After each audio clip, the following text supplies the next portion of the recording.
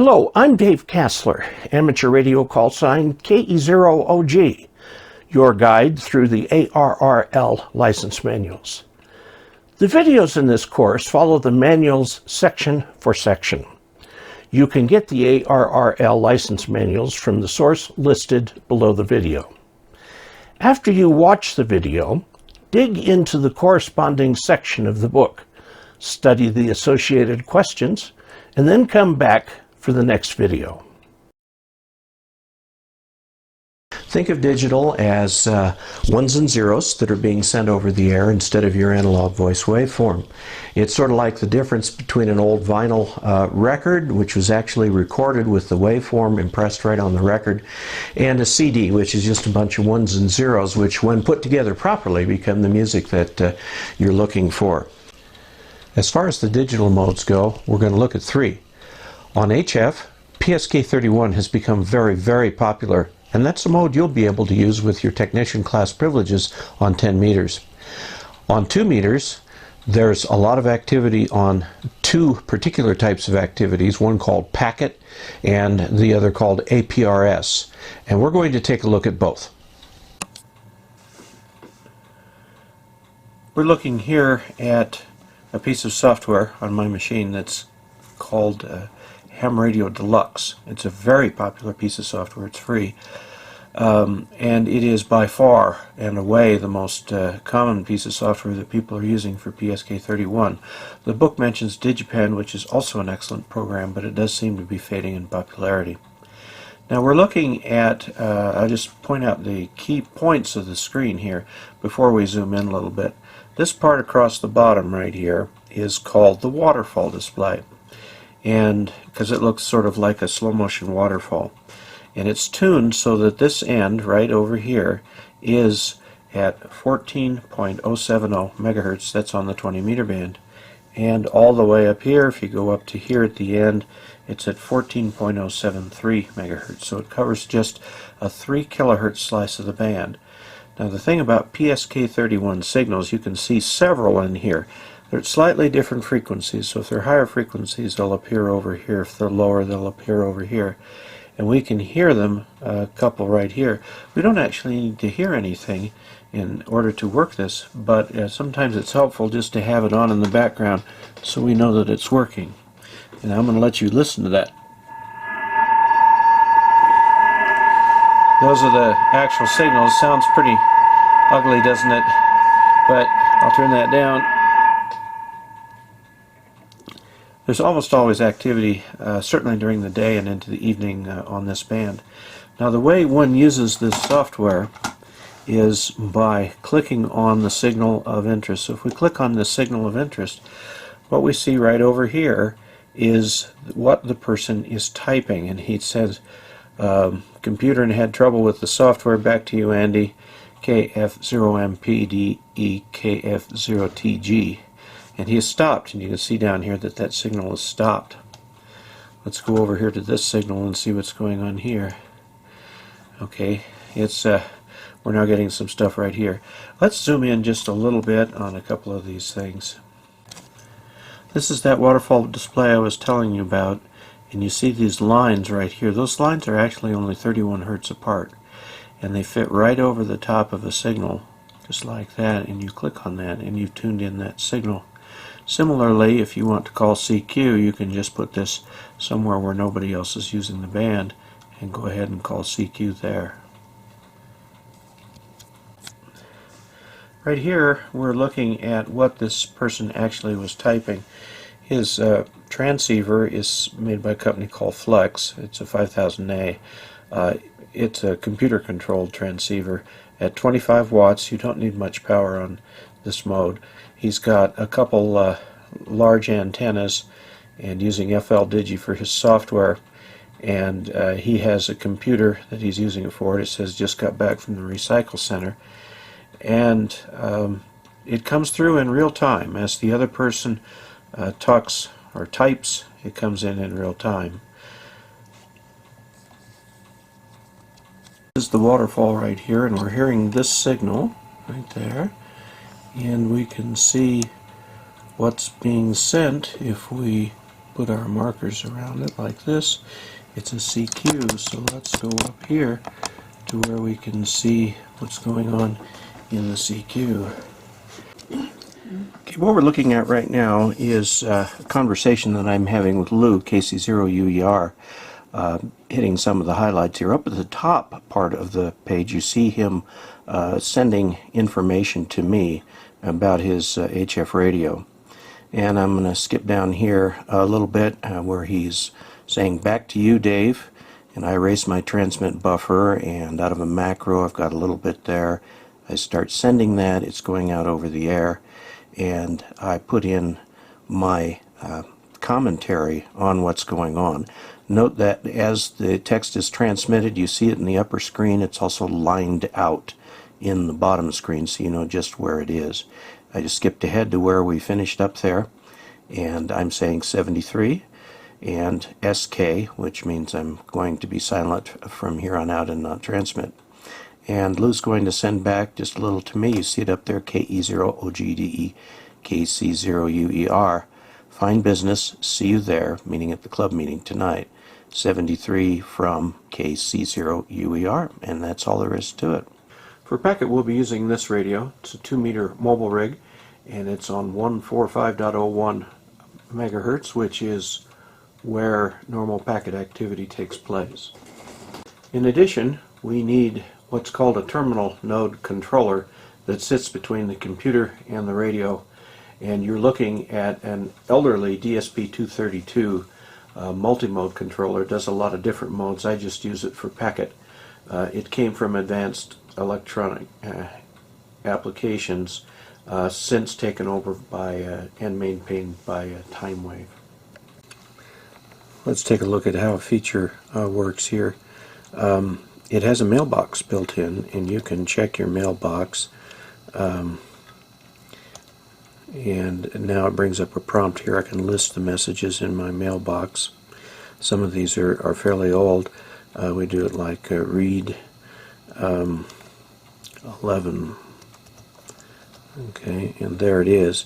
Hello from Nuclear, my name is John, so on and so forth. So you can actually put messages in somebody else's mailbox. You don't have to communicate in real time, and that can be very handy. Okay, we're going to try to connect to ourselves through a digipeater. Connect KE0OG via Baxter, which is a digipeater that is sitting high on a mountain near here. Now we've actually connected to ourselves, so that means if anything I type,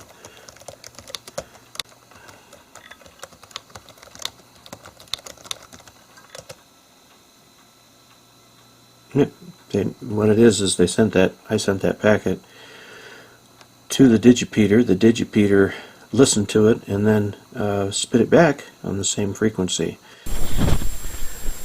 We're looking at the screen on my little ancient laptop while I get things set up for packet.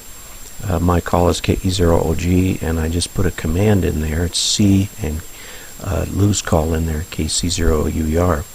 And now it says that I'm connected. That means that my radio put out a packet and went to his, and his sent one back to me. I send him greetings. We'll just zoom in a little bit here. Sorry about the video quality, not much I can do there. So that's Lou typing back to me. And we're doing this in real time. We're not using bulletin boards. We're not using any infrastructure of any kind except our radios and our computers, and that's it. And that's the beauty of this mode. It's completely independent of everything.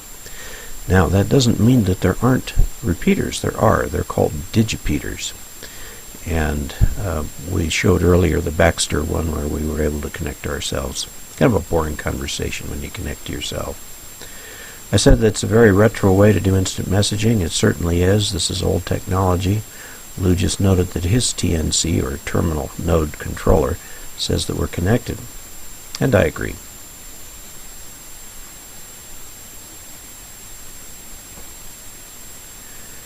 There's no send or receive switch to push when you're doing packet. You just type it in and the TNC figures out what to do.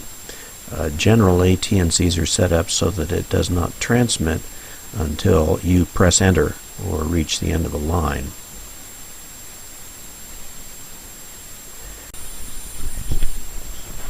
We're jumping out just ahead just a little bit to watch this conversation in progress here as Lou and I exchange messages with each other, commenting on how much better this is than texting on a phone.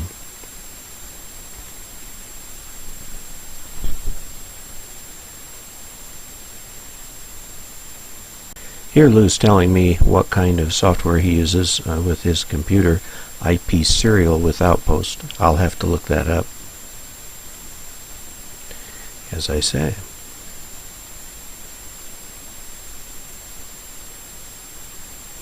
I'm using HyperTerminal, which is something that used to come with Windows, and it's possible to pick up. It's just a very, very simple terminal emulator. The laptop I'm using, I think I picked up for $70 on eBay. Had to pay another $20. We're going to take a quick peek here at APRS on 144390.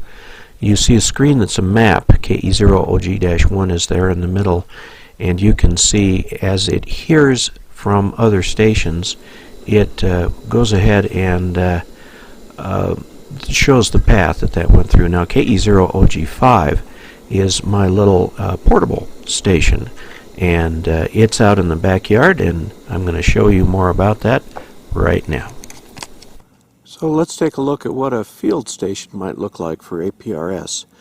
There's the GPS, and the wire goes down to this very, very tiny little plastic thing called the Bionics Tiny Track. It has a display next to it, and believe it or not, a foldable keyboard. You don't need the display and keyboard if you're just going to transmit. There's my power source for the little tiny track, and then over here is my little Oshing radio on 144.39. There's a little display on this thing. This is Tender, which is the name of a repeater actually in Gunnison.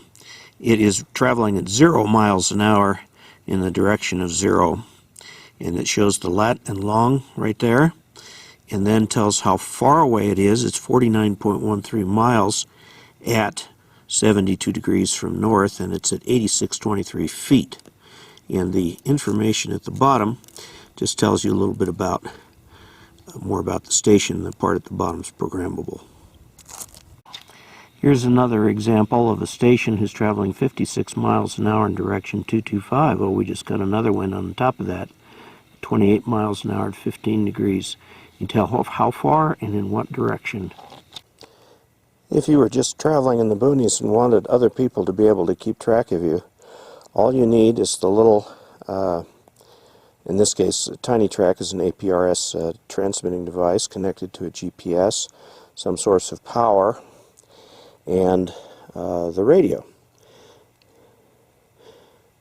Now you can connect that to any antenna. Right now I've got it connected to a chape hole, but it could be as simple as the rubber duck, and it will transmit your location, which is picked up by repeaters and is available on the internet for viewing.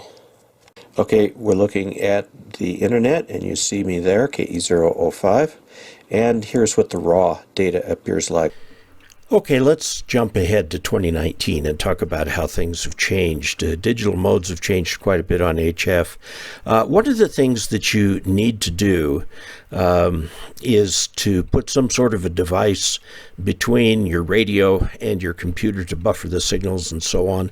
This is an example of the Signal Link USB. It's a very popular device to do this. It sits between your radio and the computer. Radios have evolved quite a bit. I was using the Ten-Tec in the middle, where I had to use the little device to make the thing work. I now have the Yaesu FTDX 3000. That actually has a built-in sound card, so you don't need an external sound card. What has changed major since then is the development of a series of modes put together by a physicist, Dr. Joseph Taylor of Princeton, who happens to be a Nobel Prize winner. He's also a ham, major ham, and devotes his time to putting together some very, very weak signal modes that can be used. A technician can use these on 10 meters. and they can go around the world. They're designed to be very, very weak signal once properly set up. They're very easy to use. The mode that is most popular these days is called FT8. This is what the software looks like for FT8. It's a very highly structured mode. Here's the waterfall for FT8, and here's an example of a QSO. In this case, W7 TRS called CQ. I answered. Let's see, he put his location in grid code there.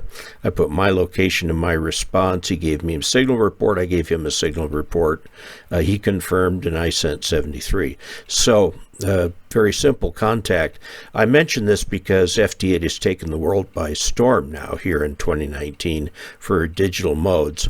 I've even seen FT8 on 6 meters, which is definitely a technician band, and I think you will enjoy FT8 a great deal. Thanks for following along with the videos and the book.